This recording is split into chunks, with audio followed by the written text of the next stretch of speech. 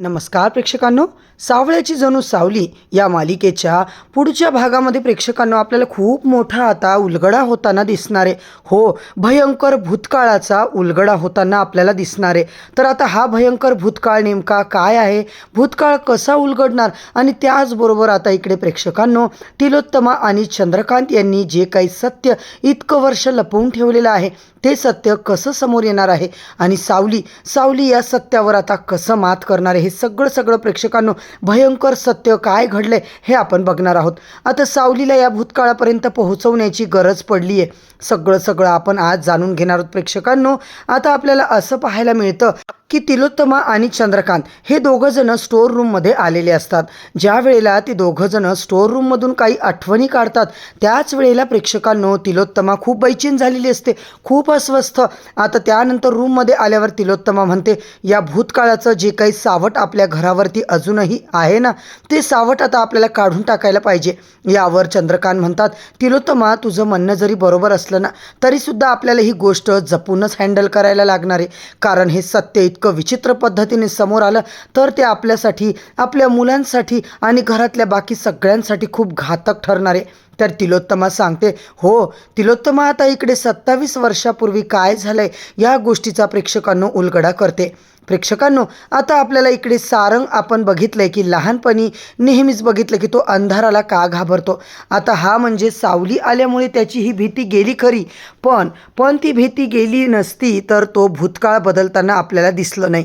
तो भूतकाळ एकदम भयंकर आहे, आणि तिलोत्तमा सांगते की 27 वर्षापूर्वी जे काही घडलं तो भूतकाळ कितीही दाबण्याचा प्रयत्न केला ना तरी तो भूतकाळ मात्र पुन्हा डोकं वर काढून येतो, मला असं दिसतंय. आणि यावर चंद्रकांत म्हणतात, आता तू हा विषय म्हणजे डोक्यातून काढूच नकोस बरं का. आता ती म्हणते, अहो विषय नाही काढला ना तरी गोष्टी संपत नाही आहेत ना, याला मार्ग करून मोकळा करायला पाहिजे आपण, तर हा 27 वर्षापूर्वीचा भूतकाळ पूर्णपणे संपून जाईल. प्रेक्षकांनो इकडे आता आपण बघतोय, आता हा चंद्रकांत आणि आता तोपर्यंत भूतकाळाशी चंद्रकांत पण रिलेटेड आहे. तिलोत्तमा आणि चंद्रकांत यांचा जगन्नाथ पहिल्यापासूनचा गुरु आहे, आणि त्या सगळ्यांना माहिती आहे की हे दोघं सोडून एक तिसरी व्यक्ती आहे की त्याला हा सगळा भूतकाळ माहिती आहे, ती म्हणजे जगन्नाथ. त्याचमुळे आता इकडे लगेचच सांगतोय चंद्रकांत की तिलोत्तमा मला काय वाटतं माहिती आहे का, आपण जगन्नाथजींना एकदा बोलवून घेऊया, कारण ते एकटेच आहेत जे या संकटातून आपल्याला बाहेर काढायला मदत करतील. प्रेक्षकांनो नेमकं हे सावली ऐकते, आणि सावली ऐकल्यानंतर तिलाही धक्काच बसतो की 27 वर्षांचा भूतकाळ सावलीला उगाचच आता त्याच्याबद्दल कुतूहल वाटायला लागलेलं आहे, आणि ती याच्याबद्दल विचारही करत असते. पण सावलीला अजून काही तो भूतकाळ वगैरे काय हे काहीच कळलेलं नसतं. बरं प्रेक्षकांनो इकडे आपण बघतो, इकडे सावलीकडे सारंग आलेला असतो, आणि सावली सारंगला म्हणते, मला ना सारंग सर तुमच्याशी जरा बोलायचं होतं. सारंग म्हणतो, बोल ना. त्यावरती सांगते, म्हणजे तुम्ही काल म्हटला होतात ना की त्यांनी जाणं बंद केलं आहे म्हणूनच जंगलामध्ये काय झालं म्हणजे नक्की काय. यावर तो म्हणतो, जरा सिरियस मॅटर झाला आहे बरं का सावली. यावरती म्हणते, कसला मॅटर. यावरती तो सांगायला लागतो, खरं सांगायचं तर आता त्यांनी जंगलात जाणं बंद केलं आहे. ते म्हणे काय जंगलात त्यांना भूतं खेतं दिसतात, आणि असं म्हटल्यावर सावली म्हणते, काय बोलताय तुम्ही, असं कधी असू शकतं का.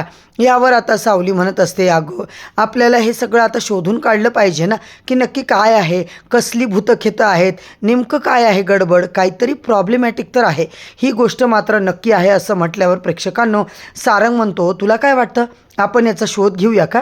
सावली म्हणते, ठीक आहे. आणि प्रेक्षकांनो इथेच आता सावली भूतकाळामध्ये हात घालायला निघाली.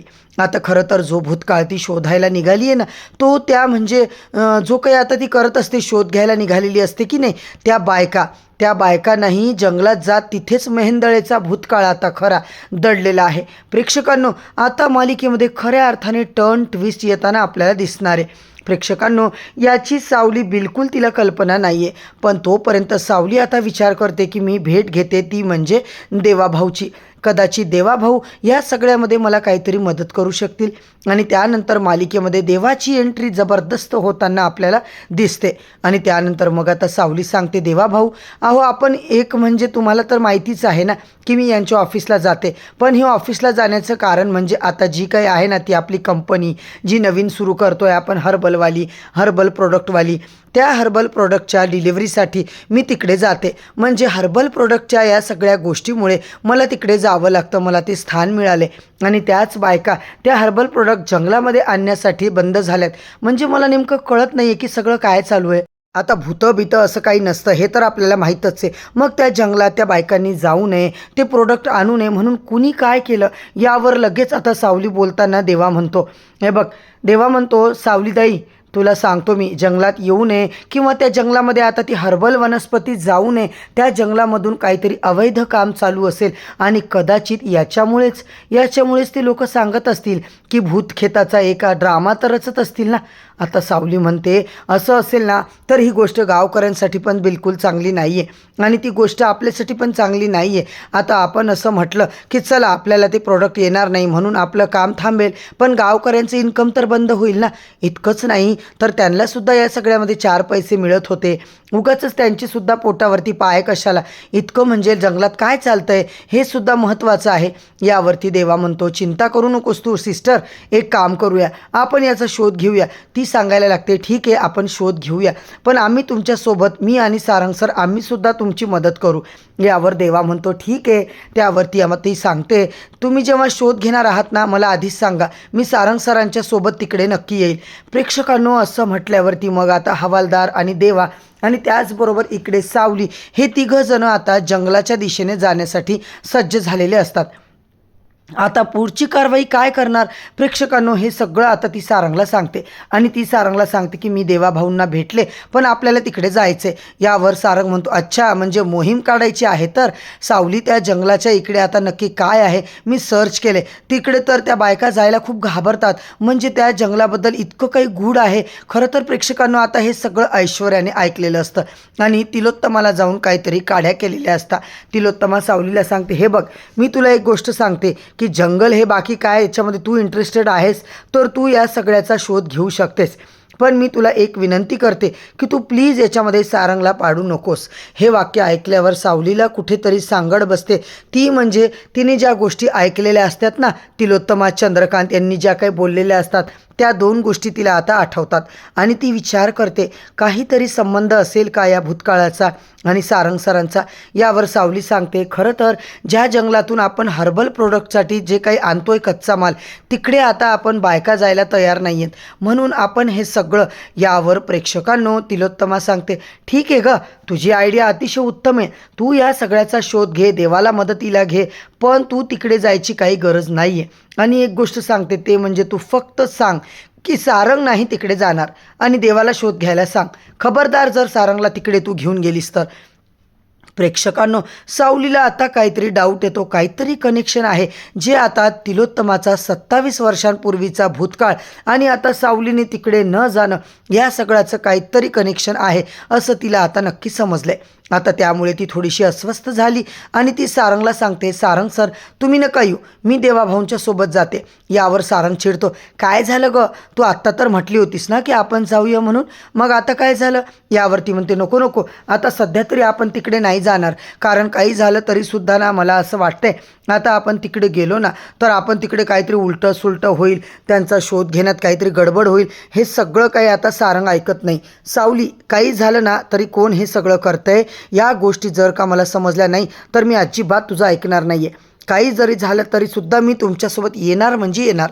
प्रेक्षकांनो आता हे सगळं चालू असताना फायनली सारंगने हट्टच केला आहे आणि 2 जण देवासोबत त्या जंगलात जायला निघालेले असतात. ज्या वेळेला 2 जण देवासोबत जंगलात जायला जातात त्यावेळेला खूप मोठी घटना तिकडे घडणारे. प्रेक्षकांनो पुन्हा एकदा निघताना सावलीने फोन करून ही गोष्ट जगन्नाथच्या कानावर घातली. ज्या वेळेला ही गोष्ट जगन्नाथच्या कानावर गेली त्यावेळेला मग आता जगन्नाथ इकडे सांगतो आहे की सारंग इकडे जाण्यापासून त्याला थांबवायला पाहिजे, कारण देवा सांगायला आलाय जगन्नाथला की असं पद्धतीने आम्ही तर जंगलात चाललोय, पण लगेचच आता इकडे अलका सांगते तुम्ही तिकडे चाललात. जगन्नाथ म्हणतो, बिलकुल नाही, सारंगला तिकडे घेऊन जाण्यासारखं काहीच नाही आहे, सारंगला तिकडे तुम्ही अजिबात न्यायचं नाही आहे. प्रेक्षकांनो, हे सगळं बोलल्यावर लगेच आता इकडे देवा सांगतो, का काही झालंय का? कारण काही कळायला मार्गच नाही, तुम्ही अचानकपणे असं काय बोलताय?